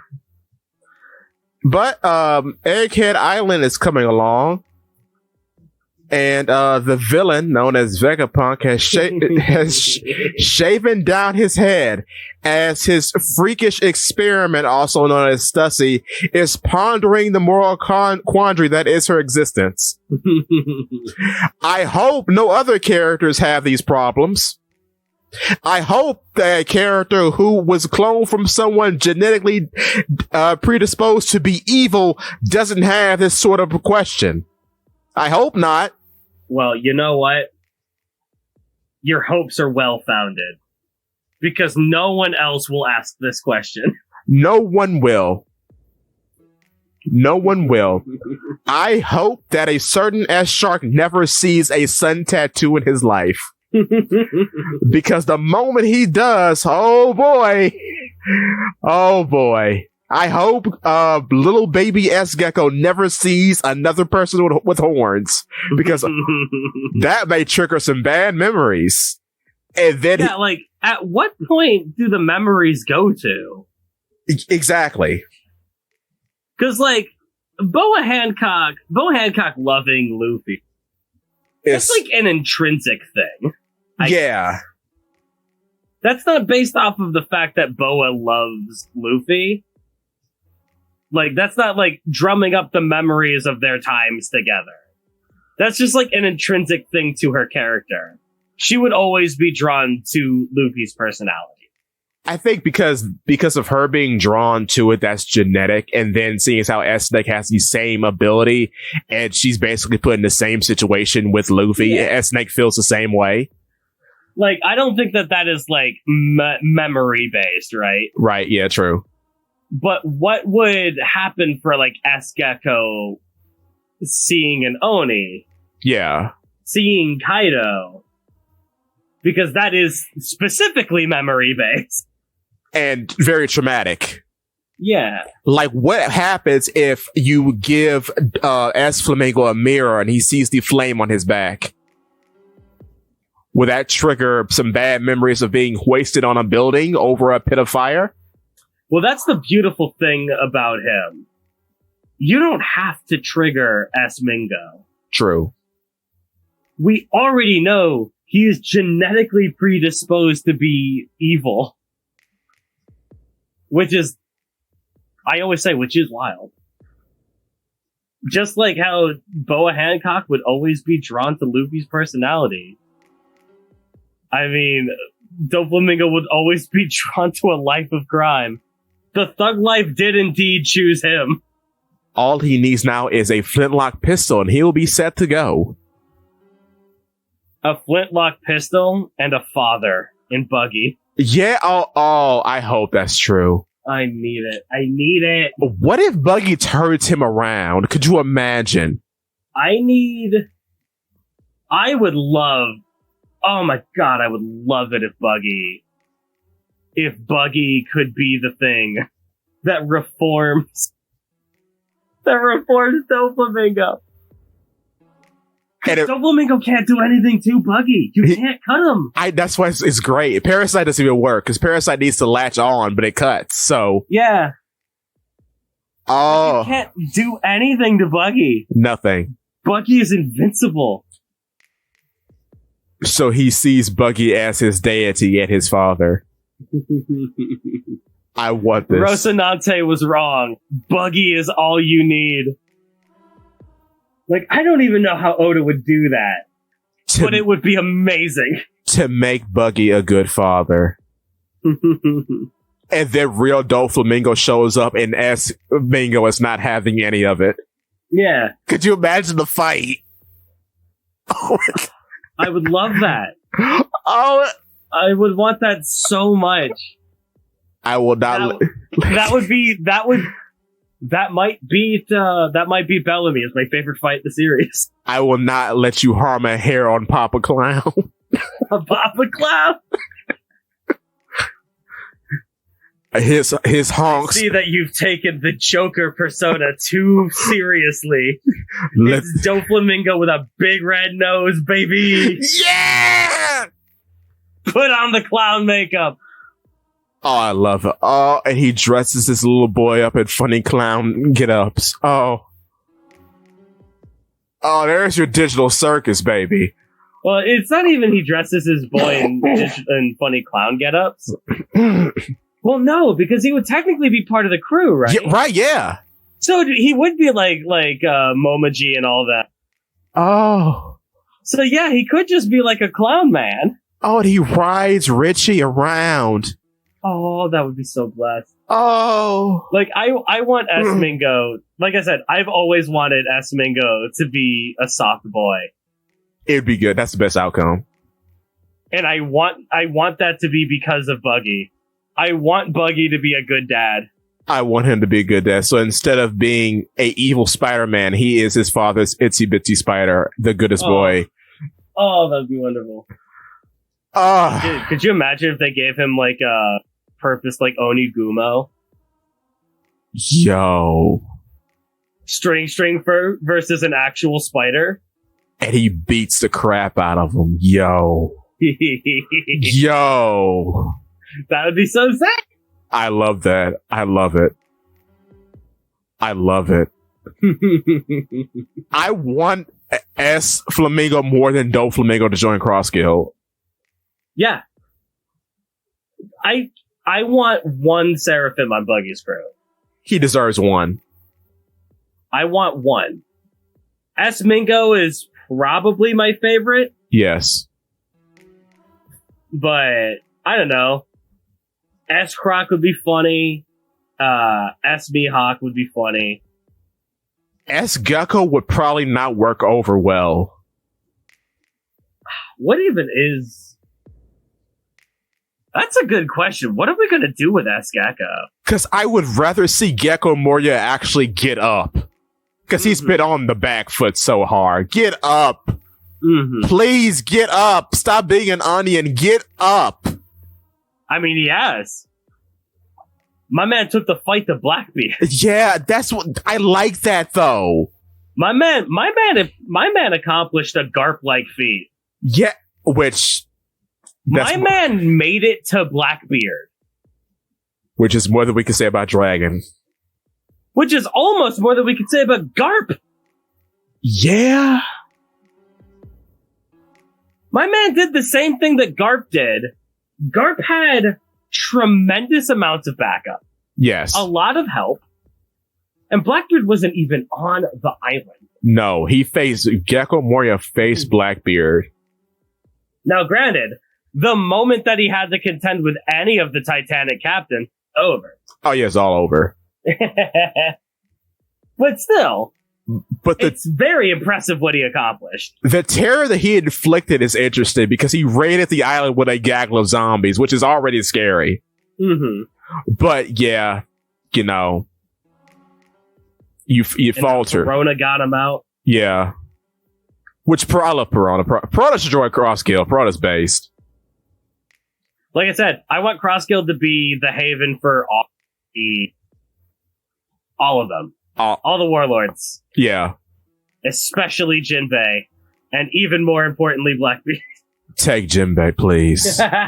Take Jinbei would work better because everyone else has a better person. Well, because Straw Hats almost have too much personality. It feels like that's a personality bubble. At least with Cross Guild, if you don't have a personality, they give you one. Because Mihawk had the starts of one, but it was like a sprout. It wasn't growing yet. But now, within the confines of Buggy's antics, he can now grow into a beautiful tree. I don't think Jinbei would work in Cross Guild. That's fair. The only place I could see Jinbei working is as his own... Like, as yeah. part of the Straw Hat Grand Fleet. That's what it should have been, but I guess not. I just guess not, Zakk. I guess not. I don't know. Oh, I hate it. I'm not talking about Jinbei today. Okay. It's not a Jinbei chapter. We're not going to activate Polly P Works' particular. We're not starting the video again. No, because he will be here for an hour talking about it. Another hour. So, Bonnie is blessed. Okay, we're just skipping. Oh yeah, we can skip. I don't care, bro. I'm just looking through. Is there anything else to talk? Yeah. One small thing, that Sabo scene. I just want to talk about that real quick. Where is it?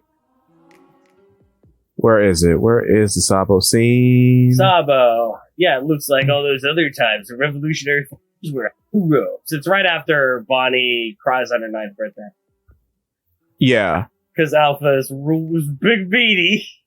Kuma came to the rescue again? Yeah, just like all those other times, the revolutionary forces were on the ropes, and then he swooped in to save us at the last minute. After that, he left without saying a word.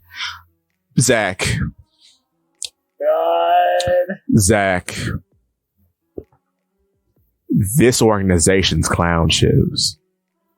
Kuma is the entire army. Kuma is the whole army. How can this be?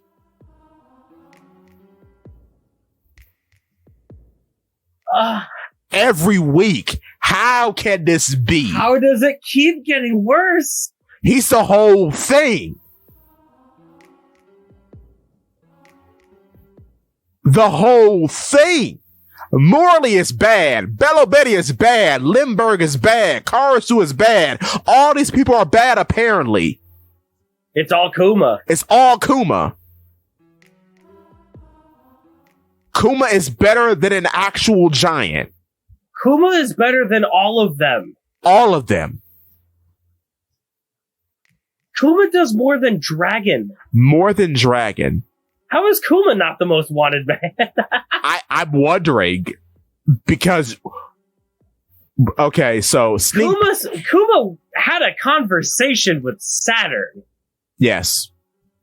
Dragon has got to know about Eam.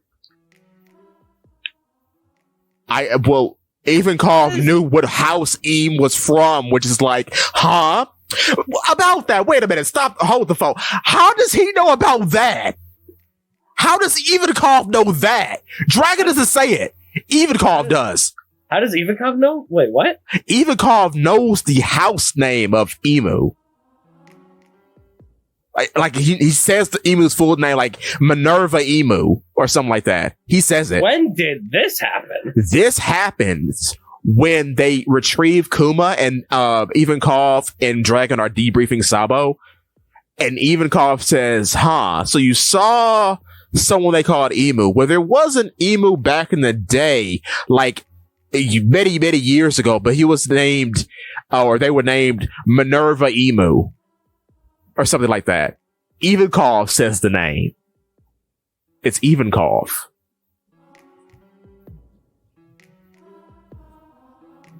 Dragon's got to know Eve. I hope. Personally. Brother, I hope so.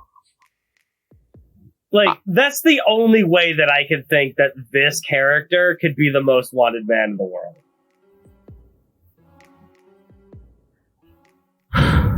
My man is a clown. More of a clown than Buggy. And Buggy's actually a clown. Yeah.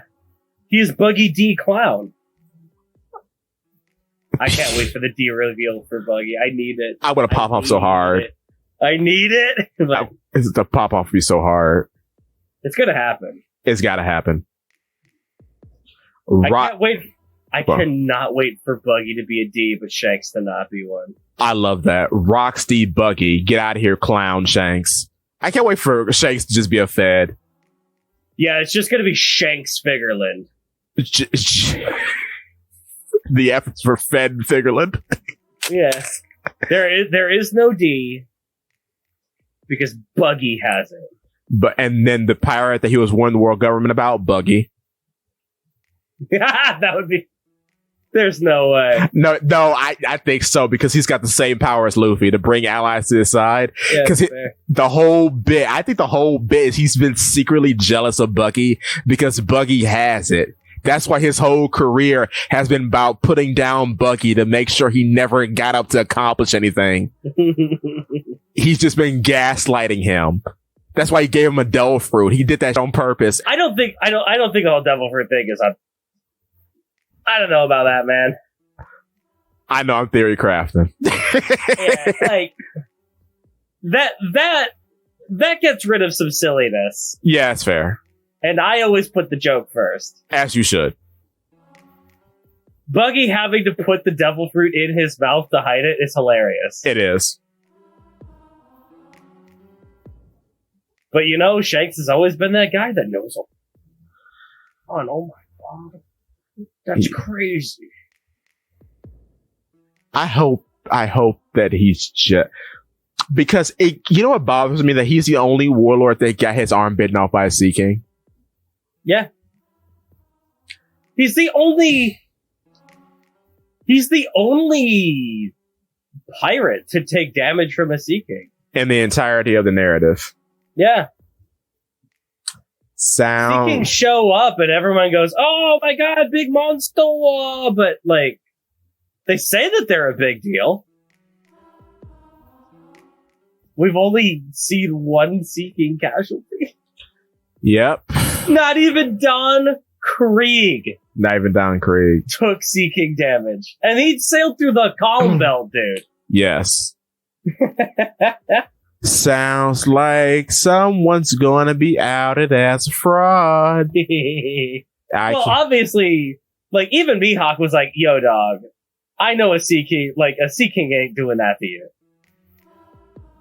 And Shanks straight up tells Mihawk, "Yeah, I did this on purpose. This is me taking a bet on the future."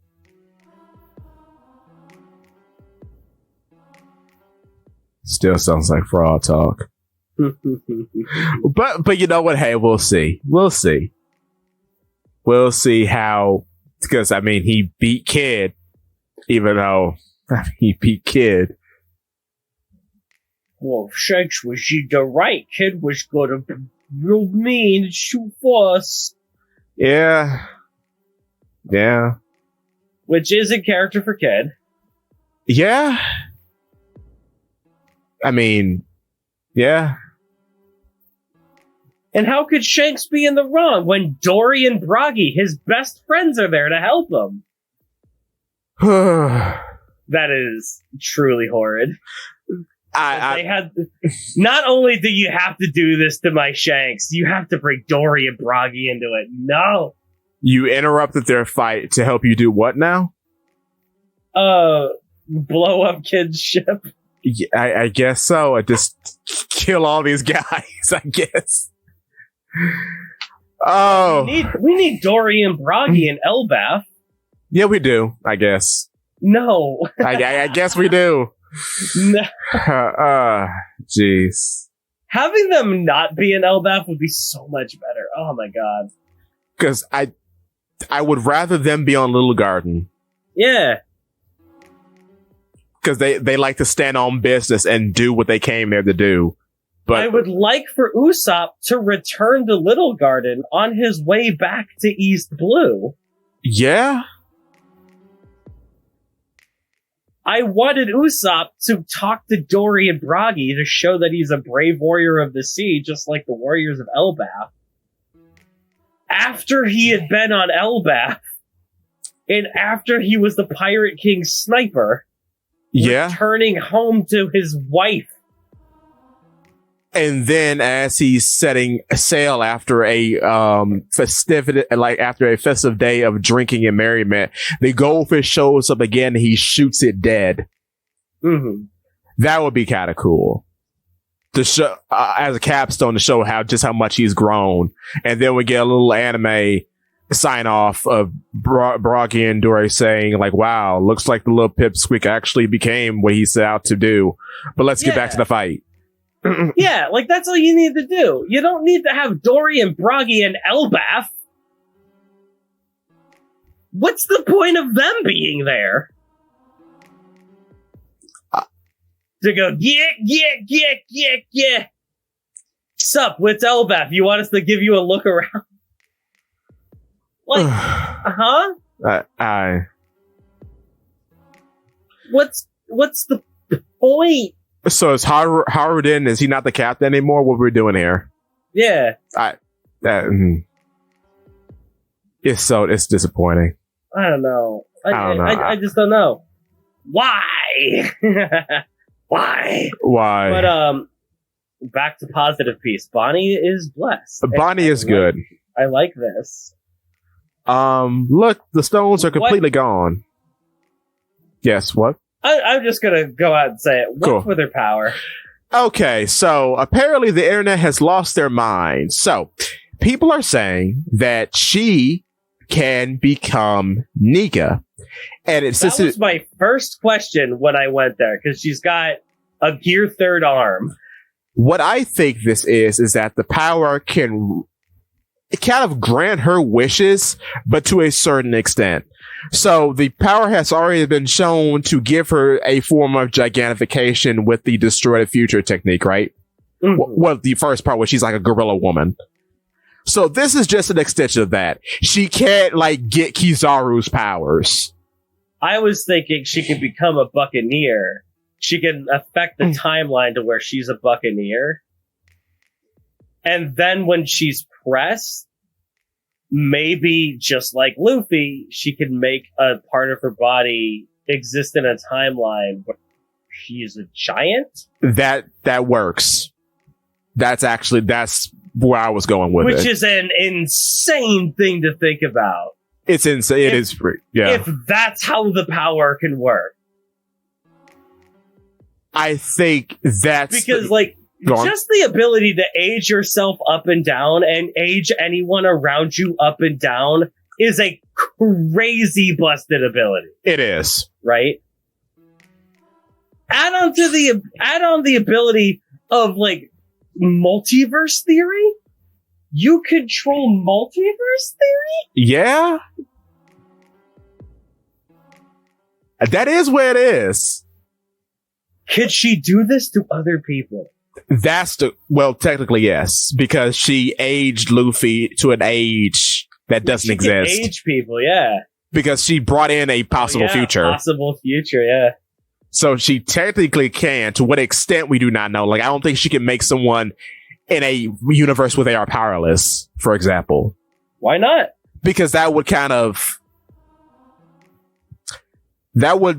go against the rules of their fruit, I think. But that's the thing. Why not? You could distort the future to change your biology. Yeah. You could distort other people's futures. And you can age people backwards, which means you can distort their past too, theoretically. Though, unlike, say... Could you imagine her distorting Luffy's past to turn a 17-year-old Luffy into Kobe? Oh no. That's funny. Distorted past changes Luffy to a world where he never met Shanks and became a Marine? Oh no. But I will say this, unlike other fruits like the uncanon Ein from Film Z or the canon Shinobu from Wano, her distortion is not permanent. Yeah. So there is a time limit on how long it can last. Her doing a Gear Third punch, her doing Gigant Pistol is crazy. And I love it. But what are the extremes here? Could she do this to Saturn? Could she turn Saturn into a pentagon? Yeah, see, I don't think it goes that far. Distorted Future was exclusively built so that she could be weird, wacky Gear 4 powers. Because I think the idea is that, okay, I'm gonna come out and say I think she's the 10th. Yeah, because I made a video on it. It's getting too much for me now. Like, if she's not joining now, this scene here, I don't get the purpose of it. I equate this scene a lot like, what do you call it? Bartolomeo's. Oh, the Amish punch. Body pistol. Yeah. I equate this scene to that. That's fair. If Bonnie was the 10, that would effectively mean that we have two characters that fight extremely similar. Well, if this is Bonnie's fighting style. Yes and no. Because she can do other things. She can, but those other things that she can do are also insane. Could you imagine whole cake with Bonnie on it? Yeah, but then, like we can say the same thing about Robin. True. But I don't know. Robin has clear negatives, right? Yeah. Robin has a clear weakness to her. That you can attack the arms and it will damage. Yeah. We don't even know if, does Bonnie have to touch you to do the powers? I think that's going to get, as we move forward, I think that will get ironed out. Yeah, are we gonna do NPC or boss monster Bonnie versus protagonist Bonnie? Like in the same way that we did with Robin, where she gets significantly nerfed because she's a protagonist now. I mean, possible, but then again, too, you have to understand, a lot of what she could do, the whole Asian people up and down thing, we know now that there's a defense against that with hockey. Yeah. So, because hockey exists, powers like hers can't exist as main character powers because maybe that's why they started this arc by showing that. Exactly. To get us ready for that. That's very possible. Which is kind of lame. Yeah. But because that would just turn every Bonnie fight into I have to find a way to get through their hockey barrier. I have to weaken them until I can do the thing. Well, then it becomes how can I distort my future in a way to make me strong enough to fight them? Which can be cool, I guess, depending on how far this goes. Because so far it's only been localized to what she has on her person, like making her arm big or making herself big. Yeah. I don't know. I feel like she's got way too much protagonist energy to be a crewmate. That's fair. That's fair. But we shall see. But here's another interesting point. She asks, what did Nika look like? Kuma couldn't give her the answer, but he did say that Nika has a rubber body. So if he knows that, you know who else knows that? Bonnie. Bonnie. First of all, because and then imagine Bonnie reading in the paper that there's a weird guy running around with rubber powers. Because Gum Gum, whatever, has been in the paper. Well, she's seen Nika. Right, and that too. But she didn't recognize it until after she got the memo. Exactly. Oh, right, this is right, because this is a big refresher of, yeah. Oh, that creates interesting implications. And then, too, she's not becoming Nika here because, her hair doesn't turn white. Yeah. She doesn't have the big thing on her back. So it's just she's just doing Gear Third Punch. She's doing what she interprets what her dad told her that Nika was. Yeah. which is a gear third punch. He can morph his body in weird and wacky ways. I can do that. I can do that. Yeah. Which is fine. Which I My guess. whole thing is, I like the idea of nun Bonnie. I love the idea of a missionary Bonnie. I like that too. Especially if she's a nun of a sun god when she has spent 6 months of her life being able to be in the sunlight. Well, now 2 years, technically. Oh, yeah, that's true. But I think it's very funny that She spent a vast majority of her life in darkness. having the sun actively hurt her.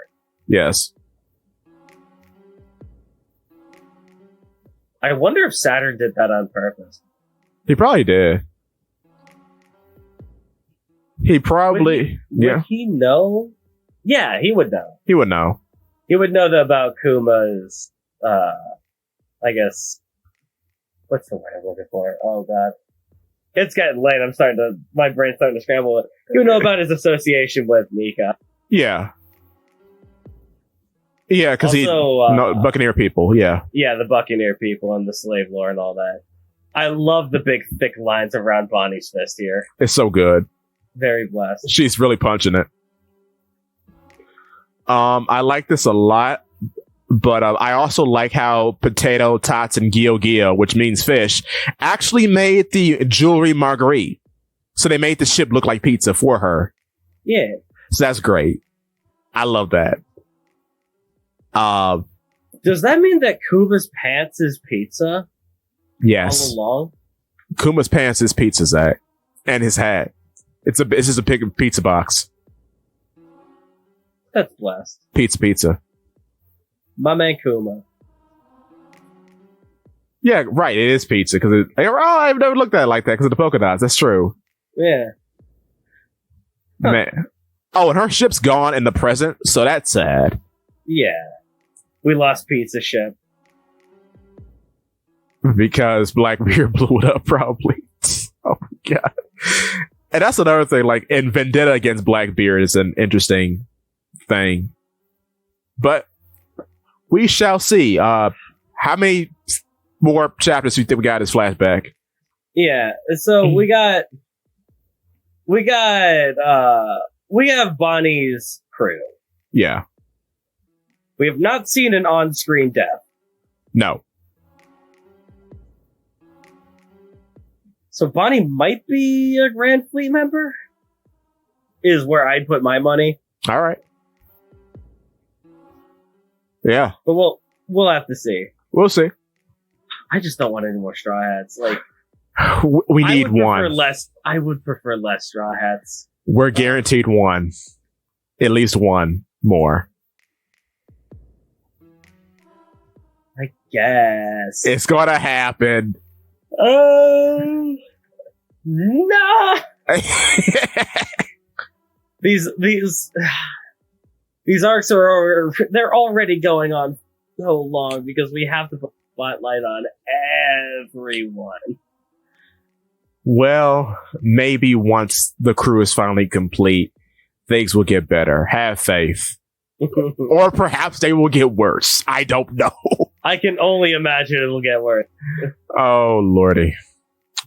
Because it as of right now, it feels like we're gonna for the rest of the series, we're only gonna fit into one of two boxes. We're either gonna have the Wano that takes 4 years. Oh. Because everybody has to be involved, and we have to give everyone a moment. Yeah. And we have to set up for that moment so that it's actually good. Right. Or, I don't know, everything is going to be Egghead, where everything has to be rushed. We can't take a moment to breathe to let the Straw Hats be Straw Hats and interact with each other. And it's just going to be constant lore. Just bombarding us at all times. Well, maybe he's getting his footing with having so many characters on screen at once, and then he'll get it, and things will turn around. You know? Well, that's my problem. I don't think you can get proper pacing with this many characters. Yeah. I think the cast is starting to get too big. Especially because every arc, we have to introduce a Vegapunk and his 5 other satellites. And also the villains. That was low. But at least, like, with the villains here, at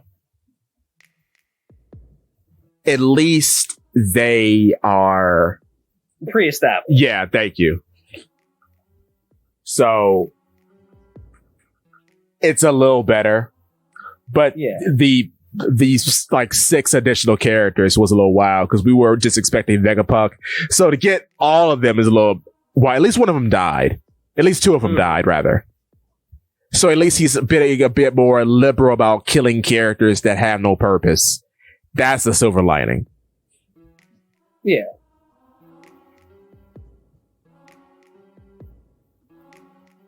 But with that being said, I do think the people should subscribe to Reddit Sephiroth. Well, that being said, I believe the people should subscribe to Pilot People Works. The bar's open, gentlemen. Don't be dodgy. We'll see you in the next one.